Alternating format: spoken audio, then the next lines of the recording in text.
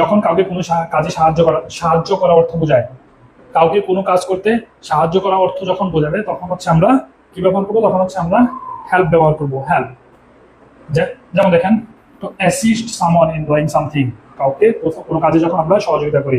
এটারও same formula, এটারও formula একটাই, subject, help, person, base form. আপনি ব্যবহার করতে পারেন, কোনো অসুবিধা নেই।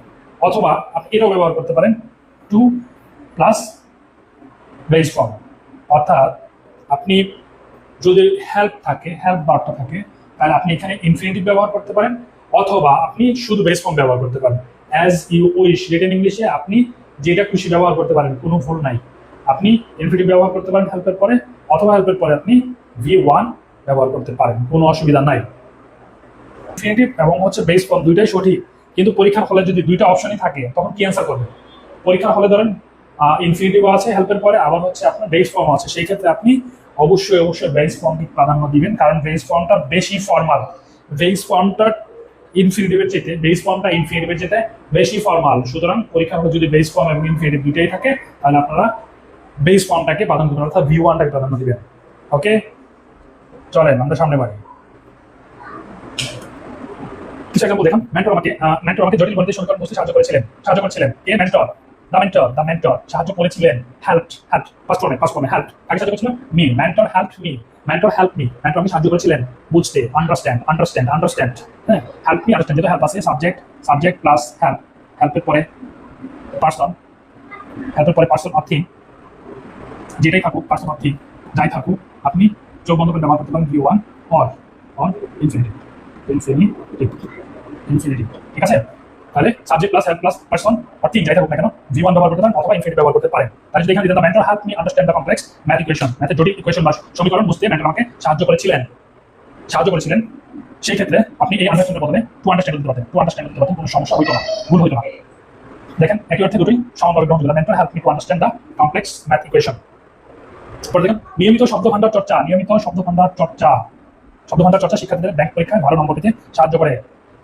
দেখেন, এটা আপনাদেরকে অবশ্যই আপনারা ব্যাংক অনুবাদ করবেন, ব্যাংক বিসিএস পরীক্ষায় অনুবাদ করবেন, বা অন্যান্য জায়গায় অন্যান্য পরীক্ষায় অনুবাদ করতে পজিটিভ আপনাদেরকে দুর্দান্ত করে সাহায্য করবে। সুতরাং পজিটিভের যে ফর্মেটগুলো আছে, সেই ফর্মেটগুলো আপনারা অবশ্যই ভালো করে জেনে নেবেন, পড়ে নেবেন, বুঝে নেবেন। তাহলে কি নিয়মিত শব্দভাণ্ডার চর্চা, এটা হচ্ছে আমার সাবজেক্ট। তাহলে রেগুলার ভোকাবুলারি প্র্যাকটিস, এটা হচ্ছে আমার সাবজেক্ট। কি? যেহেতু এটা আমার হচ্ছে থার্ড পারসন সিঙ্গুলার নাম্বার, আর আনকাউন্টেবল, যেহেতু আমরা এটা একটা বাংলাদেশে একটা অ্যাডজেক্টিভ আছে, helps. Regular vocabulary practice helps, সাহায্য করে শিক্ষার্থীদের স্টুডেন্টস কি করতে? ভালো নম্বর পেতে, score well in bank exams.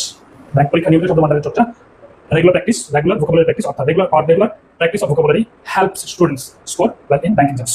Okay, চলেন একটা সমস্যার সমাধান করি। এই সমস্যাটা আপনারা সমাধান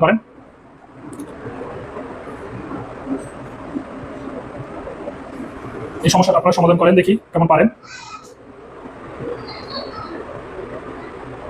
কতটি রিলেটেড সমস্যা? Reading standard editorials helps. তাহলে এইটা হচ্ছে subject. Reading standard editorials helps, তাহলে help, subject plus help plus job aspirants মানে হচ্ছে পারসন। তারপরে কি হবে? পারসন অফ থিং যাই বসুক, আপনি কি করবেন? V1 অর ইনফিনিটিভ ব্যবহার করবেন। ঠিক আছে? তাহলে দেখেন, এই নিয়ম অনুযায়ী রিডিং স্ট্যান্ডার্ড এডিটোরিয়ালস মানে গুণগত মানের বা ভালো মানের এডিটোরিয়াল বা সম্পাদকীয় পড়া। হেল্পস জব অ্যাসপিরেন্ট, চাকরি করতে সেই সাহায্য করে। কি? ডেভেলপড, নো, যেহেতু V3, আমাদের V3 হবে না। হেল্পের পরে V3 কখনোই বসে না। টু ডেভেলপিং, এটাও হবে না, ফরম্যাটেই যায় না। টু এর পরে সাধারণত V1 বসে। টু এর পরে ভার্বে বেস ফর্ম বসে ইনফিনিটিভ গঠনের ক্ষেত্রে। টু ডেভেলপিং হচ্ছে না। ডেভেলপমেন্ট, এটা ভার্বই না, এটা হচ্ছে নাউন। যেহেতু ভার্ব না, সুতরাং এটা বসছে না, তাহলে আমাদের বসে ডেভেলপড। অর্থাৎ reading standard editorials helps job aspirants develop their analytical writing capacity, মানে বিশ্লেষণমূলক লেখার যেই দক্ষতা সেটা অর্জনে সাহায্য করে। তাহলে এটা ডেভেলপ হতে পারতো। ঠিক আছে?